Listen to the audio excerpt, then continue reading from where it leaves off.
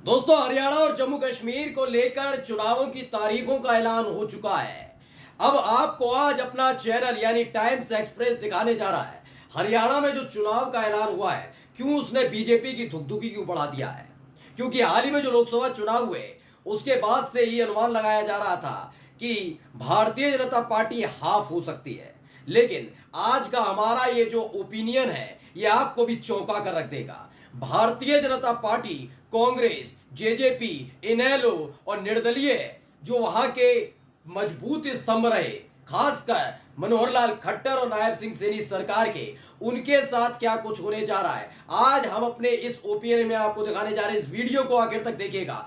Seat bye seat यानी कि एक एक सीट का सूरत हाल दिखाने जा रहे हैं। जो हमारा अनुमान है, पहले भी आपको याद होगा हाल ही में 13 राज्यों की जो सीटों पर हमारा बिल्कुल सही निकला था। 7 राज्यों की 13 सीटों पर जो उपचुनाव हुए थे, और अब आपको जो हम दिखाने जा रहे हैं वो भी सटीक होता हुआ नजर आएगा। तो बिना देर किए आपको लेकर चलते हैं हरियाणा विधानसभा चुनावों के सूरत हाल की तरफ। नमस्कार, मैं हूं प्रज्वल गौतम और आप देख रहे हैं टाइम्स एक्सप्रेस। शुरुआत सबसे पहले करूंगा उस तस्वीर से जिस तस्वीर को दिखाना जरूरी हो जाता है। दरअसल 2019 के विधानसभा चुनाव में किसको कितनी सीटें मिली थी, पहले इस तस्वीर को देखिए 2019 विधानसभा का रिजल्ट है।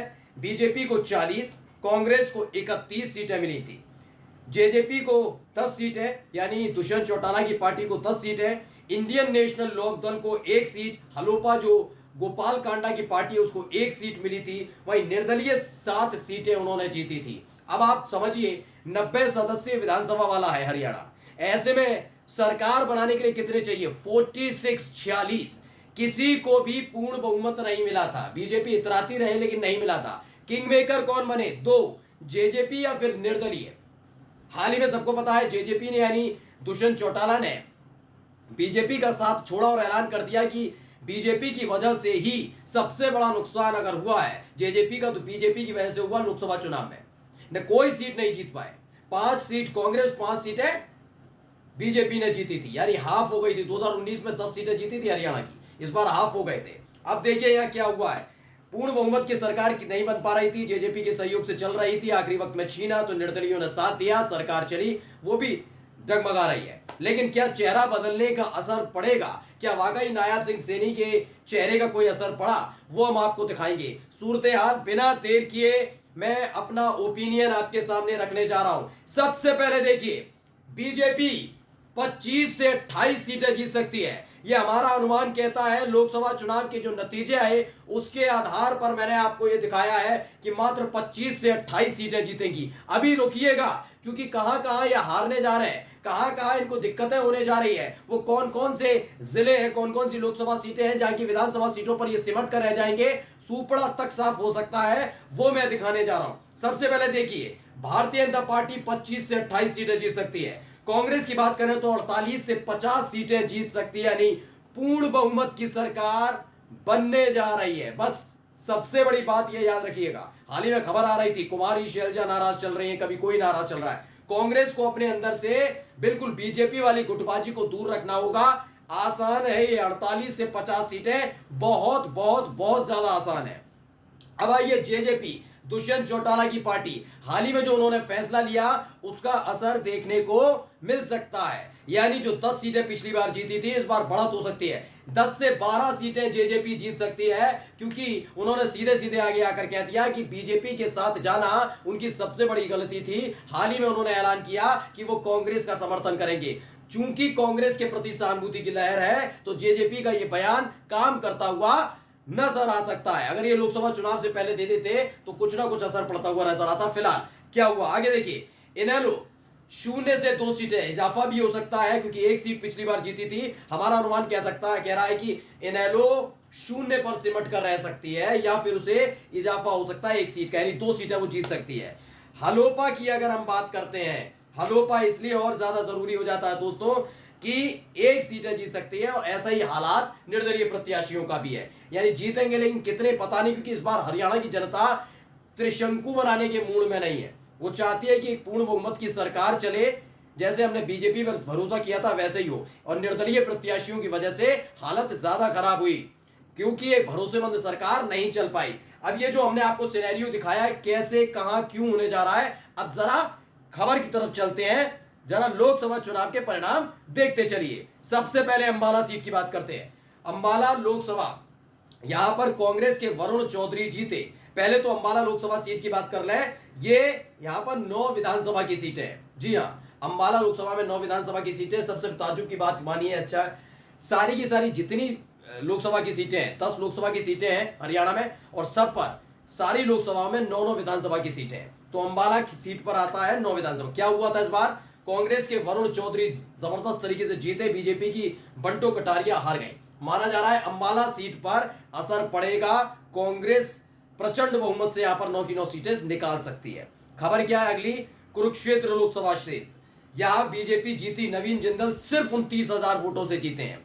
ऐसे में कांग्रेस हारी, लेकिन सुशील गुप्ता आ रहे हैं। लेकिन 9 विधानसभा सीटों वाले कुरुक्षेत्र इलाके में भारतीय जनता पार्टी की स्थिति थोड़ी डगमगाई हुई है, क्योंकि नवीन जिंदल अपने चेहरे पर जीते थे। कभी वो कांग्रेस के नेता हुआ करते थे, नाराजगी उनके प्रति भी थी, लेकिन 29,000 वोटों से जीते, इसे जीत नहीं मानी जाएगी। यानी बहुत बड़ी जीत नहीं है, प्रचंड जीत तो समझा जाता है। यानी यहां कांग्रेस सेंध लगा सकती है, और इंडियन नेशनल लोकदल भी। अब आइए नीचे करनाल का जिक्र कर लेते हैं। करनाल में मनोहर लाल खट्टर जीते, ऐतिहासिक जीत। यहां पर बीजेपी का पलड़ा भारी है। 9 विधानसभा सीटों में से माना गया 8 विधानसभा सीटों में जबरदस्त बढ़त बनाई थी मनोहर लाल खट्टर ने। 2,32,000 वोटों से जीते थे। कांग्रेस के दिव्यांशु बुधिराज हार गए थे। यानी 8 विधानसभा सीटें पक्की मानी जा रही हैं बीजेपी के खाते में। यहां करनाल से जीत सकते हैं। अगले आइए सिरसा लोकसभा सीट। यहां पर देखिए कांग्रेस जीती, कुमारी शैलजा 2,68,000 वोटों से जीती, बीजेपी हारी। यहां पर भी सिरसा लोकसभा में भी 9 विधानसभा पड़ती हैं। अशोक तंवर का क्या हाल हुआ तो वो हमने आपको दिखाया था, प्रचार तक नहीं कर पाए थे, लोग दौड़ा रहे थे। माना जा रहा है 9 की 9 विधानसभा सीटें कांग्रेस के खाते में जा सकती है। बस जो मैंने शुरुआत में कहा, गुटबाजी से बचना होगा, क्योंकि खबर आ रही है लगातार कुमारी शैलजा नाराज चल रही है। अभी देखिए हिसार लोकसभा सीट है, या इसे भी कांग्रेस ने जीता था। जयप्रकाश 60,000 से ज्यादा वोटों से जीते, बीजेपी हारी। रंजीत सिंह हार गए यहां से। रंजीत सिंह का बयान भी आया था, वो लगातार जहां जहां प्रचार कर रहे थे, विरोध हो रहा था, तो मतदाताओं पर भड़क रहे थे, उसका असर देखने को मिला, हार गए चुनाव। लेकिन यहां एक खबर यह है कि 9 विधान, जो हिसार वाला इलाका है, हिसार में सिर्फ कांग्रेस नहीं बल्कि जेजेपी भी सेंध लगा सकती है। बीजेपी की हालत यहां खस्ता नजर आती है। सोनीपत, या कांग्रेस के सतपाल ब्रह्मचारी 22,000 वोटों से जीते, बीजेपी हारी। मोहनलाल बदौली हार गए यहां से बीजेपी के प्रत्याशी। 9 विधानसभा सीटें सोनीपत में भी हैं। यहां 2 पार्टियों का खेल हो सकता है। कांग्रेस तो है ही है, यहां इंडियन नेशनल लोकदल भी 1 सीट या 2 सीट, 1 सीट मार सकती है बाजी। तो दूसरा कौन है? जेजेपी। यहां से उनकी भी सीटें निकलने का अनुमान है, बीजेपी भी 1-2 सीट जीत सकती है। आगे आइए रोहतक की बात करते हैं। रोहतक में बीजेपी का सुपड़ा साफ होने की उम्मीद लगाई जा रही है, अनुमान है कांग्रेस जीती। दीपेंद्र सिंह हुड्डा 3.5 लाख वोटों से, ऐतिहासिक वोटों से जीत दर्ज की। बीजेपी के अरविंद कुमार शर्मा हार गए। यहां पर किसी का भी खाता खुलना बड़ा मुश्किल है। कांग्रेस जीत की तरफ बढ़ती हुई नजर आती है। अब आइए अगली seat, Bhiwani Mahendragarh Lok Sabha seat. BJP जीती, धर्मवीर सिंह 41,000 वोटों से जीते। कांग्रेस के राव दान सिंह हार गए। लेकिन 9 विधानसभा सीट वाले भिवानी महेंद्रगढ़ लोकसभा सीट पर हालत खराब है। हाल ही में बीजेपी के बड़े नेता राव नरवीर सिंह ने कहा था दक्षिणी हरियाणा से बीजेपी का सुपड़ा साफ हो जाएगा, यानी यहां पर हालत खस्ता चल रही है।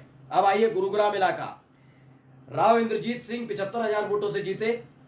कांग्रेस हारी, राजबब्बर हार गए। 9 विधानसभा क्षेत्र, वही दक्षिणी ये हरियाणा, हार, ज्यादा सीटें जीतने का अनुमान नहीं। ऐसा ही फरीदाबाद लोकसभा क्षेत्र, चूंकि ये दिल्ली से सटे हुए इलाके हैं तो असर पड़ता हुआ भी नजर आ सकता है। लेकिन यहां से कृष्णपाल 1,72,000 वोटों से जीते थे। कांग्रेस हारी थी। महेंद्र प्रताप सिंह 9 विधानसभा सीटों में यहां पर भी सेंध लगा सकती है कांग्रेस। तो ये पूरा सूरत हाल है। फिर से मैं आपको बता देता हूं जाते जाते कि हमारा अनुमान क्या कुछ कहता है। हमारा अनुमान कहता है कि बीजेपी 25 सीटें जीतने के अनुमान में है, यानी 25 से 28 सीटें जीत सकती है। कांग्रेस 48 से 50, जेजेपी 10 से 12 सीटें हैं। नेहरू 0 पर भी सिमट सकती है, 2 सीटें जीत सकती है। हलोपा गोपाल कांडा की पार्टी 0 से 1 सीटें जीतने की ताकत रखती है। नमस्कार।